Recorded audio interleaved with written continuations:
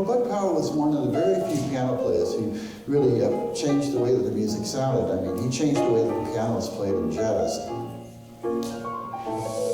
The way Bud articulates notes is absolutely, completely personal.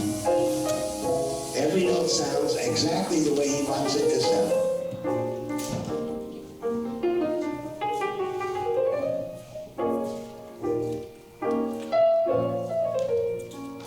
Keith Jarrett and Bill Evans considered him the greatest up on top. When you go through the history of jazz piano, 1945 to 1960 basically belongs to Bud Powell. Bud Powell was an innovator, and he allowed and gave permission for the next generation to still use those kind of lines, but make them their own. All of the people who have influenced me were influenced by Bud. I listened a lot to Tommy Flanagan, Barry Harris, Hank Jones. Barry was really into Bud. And there was another one who passed away, Walter Davis.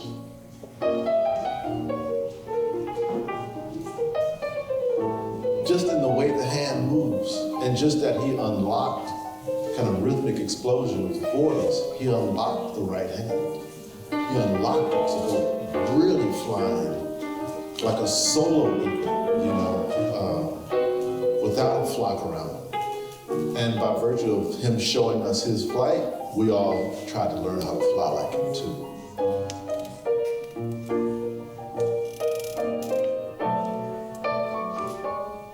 My mother informed me that when Bud was young, Thelonious would take him to the clubs, and his last set of the evening, he would give it up to Bud. And he would make an announcement that, okay, for this last set, we're gonna hear from this young cat, his name is Bud Powell. And of course, the people would say, Mom, we wanna hear you. And the Thelonious would say, no, you don't get it. You don't get it. Check him out. And of course, Bud would play, and the folks would go crazy. There's hardly anything anybody could say about Bud Powell which could emphasize how great he was.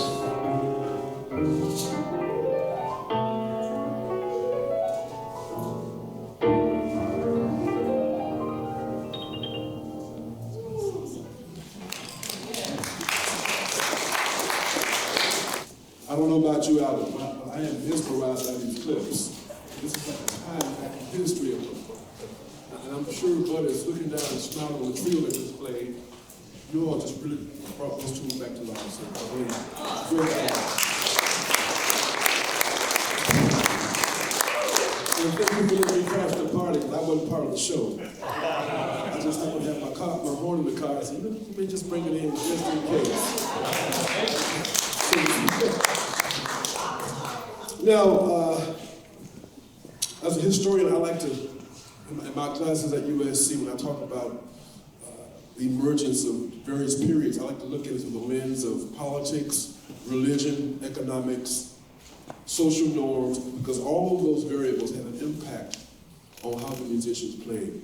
One of my favorite quotes is by Alan Lomax, who's an ethnomusicologist, and the quote is, "As we live, so do we sing. As we live, so do we sing." And what that means, how politics, how religion, how all those things have an impact on how music is created. If you want to get a glimpse of what's happening at any point in our world history, take a look at the arts. It will inform you what's going on. Now, in 1945, we know that the mob was still very active. Prohibition in terms of alcoholism was no longer against the law. So they had to find another avenue. It was drugs. It was heroin. It was dumped into black neighborhoods, all in the North. And some of our most celebrated heroes and sheroes were impacted by the use of heroin. Probably the most well-known progenitor of that drug was Charlie Parker. And Charlie Parker played so well that many of the young musicians saw what he was doing and thought, well, gosh, if he can shoot up and play that great, maybe I should shoot up too. So we lost a whole generation of great artists who partook in that kind of lifestyle. I don't think Bud ever did the hard drugs, but Bud had a very traumatic experience with police officers because we were still being over-policed. I'm going to ask if you could talk a little bit about that whole period in which Bud suffered a brutal beating by the police and was finding himself being incarcerated, going in and out of homes where he would be.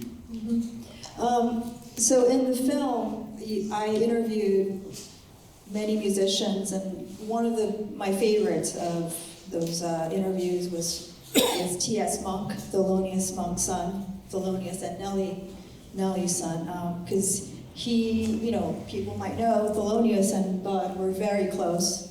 They cared for each other deeply, and as you saw in that clip, Thelonious used to take Bud to his shows and introduce him to play. That's how close they were. And Bud loved Monk. I even have a recording of him that you'll see later where he actually says that. I love Monk.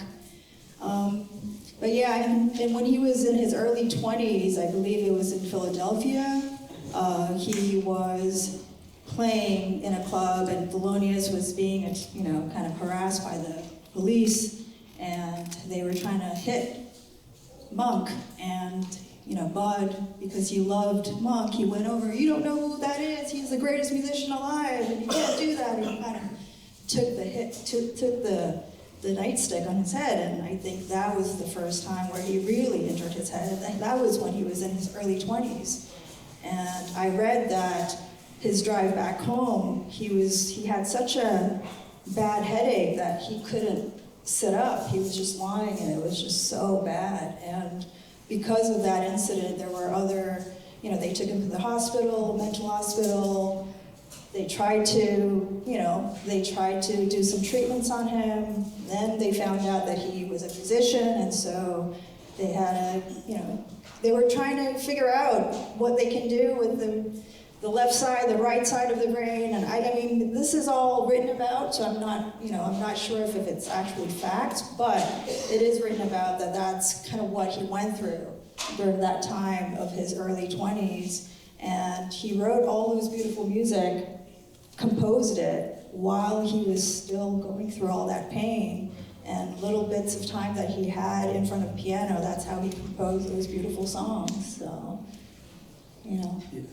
Roy, and I was just going to say, I think that showed up later in his life, the injury, because when I was playing with him, Buttercup, his wife, used to take him from the chair. He used to sit in the chair in the back of the club.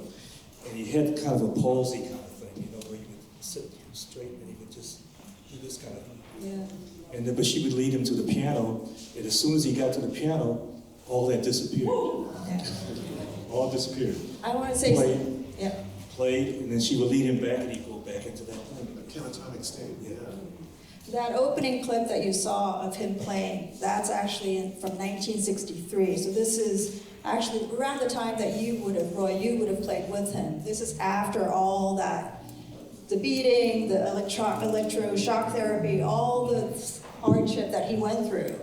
But still he was able to play. I mean, if you close your eyes, just listen to his music, it's still there. But you can tell that his eye is kind of looking far. You can tell that there's some things not right, and it's because he had so much trauma to his head. Yeah.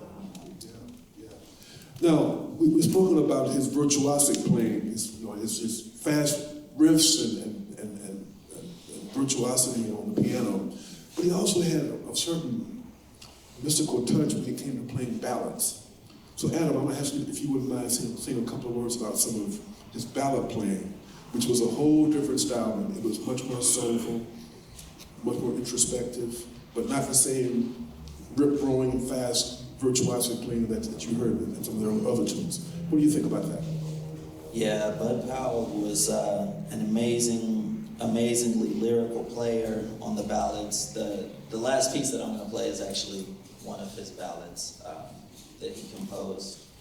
And I'm honestly a little at a loss of what to say other than, just kind of going back to Bud being just a completely unique musical mind and what he did for the piano. But that clip we saw was a really good example of just the groove is there, the beat is there, but it's romantic, it's beautiful, it's lyrical, it's moving, you know, it's steady, it's Sweet and lovely, like the title. Probably one of the most well-known recordings, and he had many. I mean, he played with practically everybody during his time on this earth. But the Live at Massey Hall recording that he did up in Toronto. Would either like to speak a little bit about that particular concert? Because that's one of the most famous of all of his concerts in terms of with Dizzy Gillespie and playing Eternal Triangle, which is like a play on what we call rhythm changes in the jazz world. Any thoughts about that particular concert? Well, I mean, that's if I tell people, if there is such a thing as a time machine, I would like to go back to May of 1953 just to be in that concert hall. And I read that there was some major boxing fight match that day, and apparently that hall was half or a third empty. So, I mean, I wish I was there because, like you said, Bird was there, Dizzy, Charlie Mingus, Max Roach, and Bud Powell. I mean, these are legendary musicians that we know now, but at the time they were all in their 20s. Yeah. Can you imagine that? And they sounded so modern. And you know, we're in 2026 and I listen to it and it still sounds modern. Sounds fresh. Yeah. So That's the mark of genius. that was the album that kind of hooked me to all of them, especially Bud Powell, you know. Of all the people that you interviewed, who did you enjoy the most, would you say? That's a very terrible question. No, it's to a ask great you. question. T.S. Monk, who's featured in it, because of his direct lineage to Monk and Bud, he told me when he was 16, he actually went to see Bud, and that was the last time he saw him in Brooklyn. So that was kind of sad. And he heard a lot of stories from his father and mother about, you know, how Bud was such a so talented person. But, you know, a lot of people are taking advantage of him, the record company, or, you know, he's not getting paid enough. And he heard it firsthand from his dad. Yeah. So that was a really great interview. Kenny Barron was great. He was he saw Bud play in Carnegie Hall, one of his last performances, and you know, Jason Moran was another great one. He spoke very beautifully about, you know, how Bud influenced him. And I wish I could show this film here because I end all of my interviews with this one question, and that is, if Bud was here in this room right now, is there anything you'd like to ask him?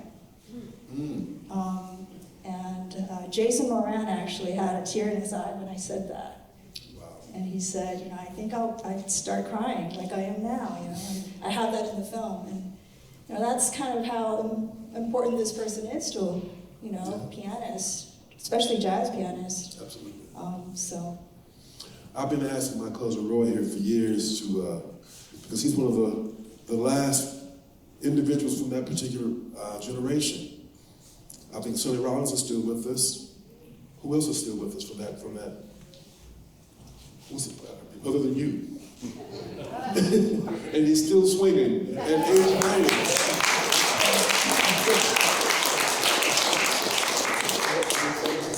Who's Hazel's here? Yeah. But you can count them on one hand. And so Roy has a book coming out. Yes. I've been badgering him for years, and Roy's got to tell these stories because you were in the room when it happened. And that's nothing like firsthand knowledge of having worked with or had some type of relationship with these individuals. So tell us about your book that's coming out. Well, we've been working on it for about 5 or 6 years now, you know. And it's at the point right now where we're putting photographs and things and doing all the little stuff that's going to be. So I think it's going to come out, it's projected to come out either December or January of 2027. Yeah. So It's called, well, Benny Golson used to say, every time he saw me, he used to say, there's Roy McCurdy, man, he's dialed on swing. Dialed on swing, I like that. So the name of the book is Dialed on Swing.